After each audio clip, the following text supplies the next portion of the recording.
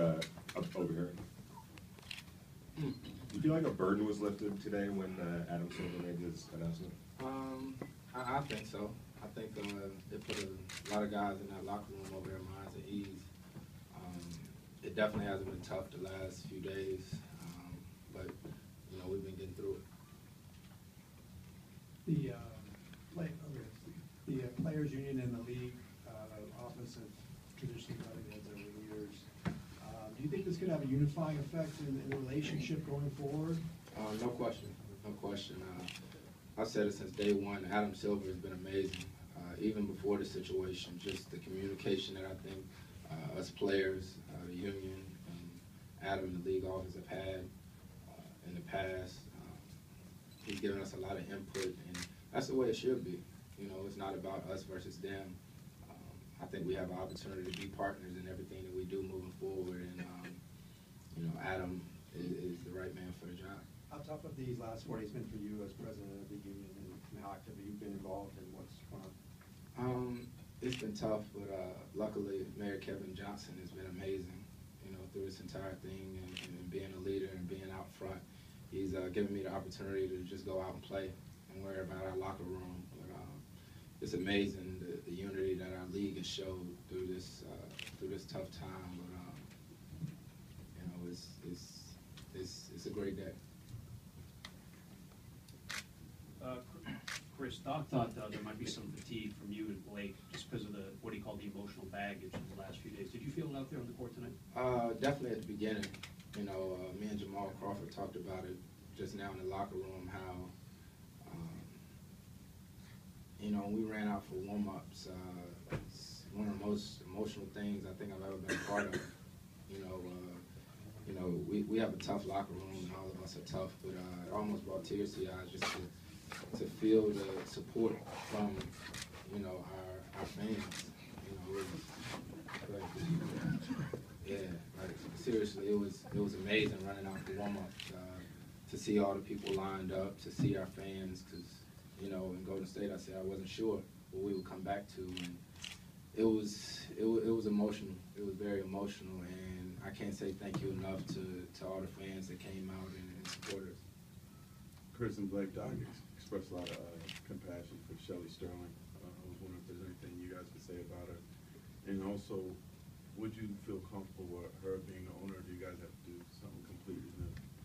You know, luckily that's not up to us, but, you know, Coach talked about in our locker room how I'm sure it's been tough on her also, and that she came to our game to support us there in Golden State. And, you know, for us, it's tough, but I can't imagine how tough it is for that family. You know, so we'll continue to let them get through that. And, you know, I think the biggest thing for us was getting back to basketball. Getting back to basketball, doing what we love, and that's that.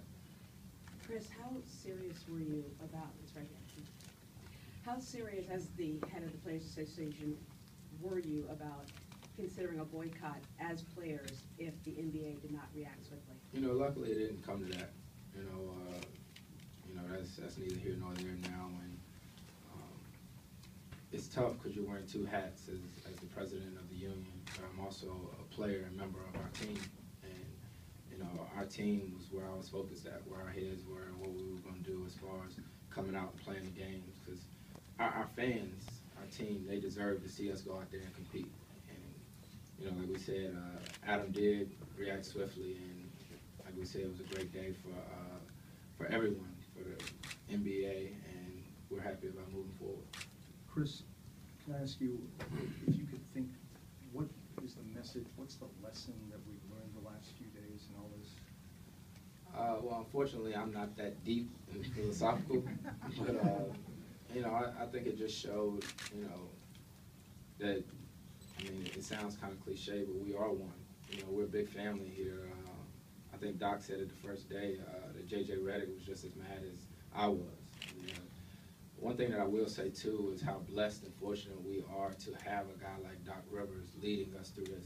I couldn't imagine having another coach who was there to communicate with us and to ask us how it's feeling, not just tell us, you know, we're going to do this, we're going to do that. He actually listened to us throughout this entire thing, and it was pretty special. And could you also talk about, you called how this a great day, and I'd like you to sort of elaborate. How is this a great day? And you know, Adam Silver and what he decided today. You know, I think, I mean, Blake can speak on it too. You know, we didn't know until we got out of shoot around, but it just seemed like a burden lifted off of everybody, and we could just get back to playing basketball and worrying about, you know, what we needed to worry about. You're trying to tell me to be quiet. One more question for Chris. I know, Chris, right? Chris, you said having KJ on the scene allowed you to simply worry about the locker room. How worried were you about the locker room and keeping everybody together? A little worried, you know, because, you know, I think in a situation like this, like Doc kept saying, Doc always says the clutter, you know, when you got your family members, you got social media, everybody telling you what you should do or what they would do if they were in this situation, but you never know until you're in the situation.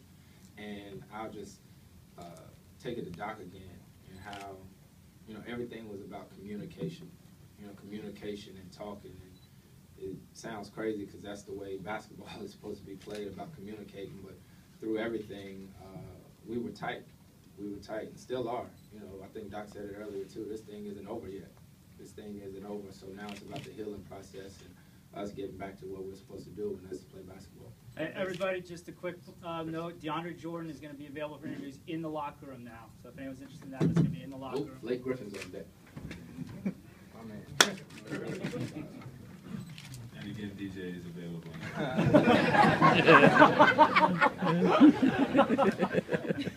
Blake, you're in the middle. In the past 48 hours, were you fearful the boycott might be your guys' only option? Honestly, I had faith that the commissioner and the NBA was going to take some action. I honestly didn't think it was going to be as big as it was, but I think it definitely made sense. I think it was the right thing. Blake, what's it been like having Doc kind of lead you guys through this, and how has he been? You know what? I think it definitely has affected him, but he's been great with us. I mean, we actually found out like a little bit before it broke, you know, so we were kind of prepared from that standpoint, but I don't think any of us really knew how big this was going to be, just because we didn't really know the magnitude. We hadn't heard anything. And then, you know, after it did break, we had our team meeting, kind of decided what we wanted to do. You know, we let him speak for us. And I thought he did a great job with that, you know, both days or however many days, you know, that we didn't really speak on it. But I think it definitely has affected him. I mean, it's hard not to affect anybody, really. Hey, Blake, when we talked to Doc, he said you guys were quiet when you found out. There was no cheering or clapping or anything like that. Can you just describe that? I mean, it was a big time. It was a big moment. Yeah, I don't know if, I mean, the setting was right at the end of shoot around. He kind of brought us in the film room and told us, so you know, the clapping and all that never really crossed my mind. It was more kind of like a wow, and kind of like a sigh of relief almost, a collective sigh of relief as a team, just like, you know, we don't have to deal with everybody, you know, honest about all this. We can just go play, and I think it was, like I said, I think it was the right thing. Blake, right over here.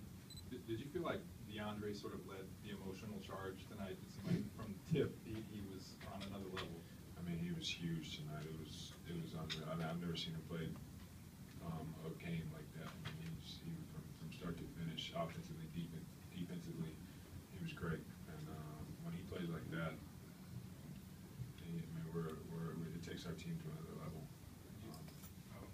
Did you feel like he was sort of trying to make up for sort of what happened in game 4 at the same time? I don't know. I mean, I don't know. You probably have to ask him that. I know he was disappointed, you know, at game 4 like we all were. And I mean, it showed tonight that he bottled up some energy and bottled up some anger and left it all out there. Blake, it was a great day for the Clippers. It might not have been as great a day if you didn't win this game. The significance now of winning tonight and going up 3-2.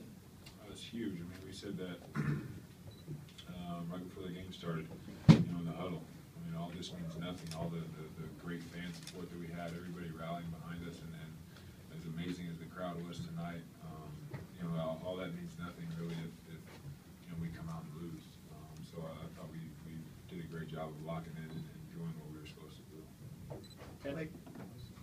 Like, can you talk about how Chris has held up through the dual role of having to be the president of the Players Union and one of the leaders of his team over these stressful 4 days? Yeah, he's done a good job, doing a great job. I mean, but that's Chris. I mean, he wears, I don't know how many different hats. I mean, he does everything, and never seems to be tired. So, he's built for that. But I think also the union, the other people in the union have done a great job of kind of coming in and really trying to be a support system for him as well.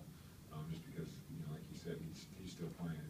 This is even more for, more on him just because of, he's on our team and it directly affects us, almost more than anybody as a team. Like, we use the term distraction a lot. This has got to be the ultimate distraction of all time. How did you deal with that emotional roller coaster ride? And if you think you can get through this, you can pretty much get through almost anything from here on after this?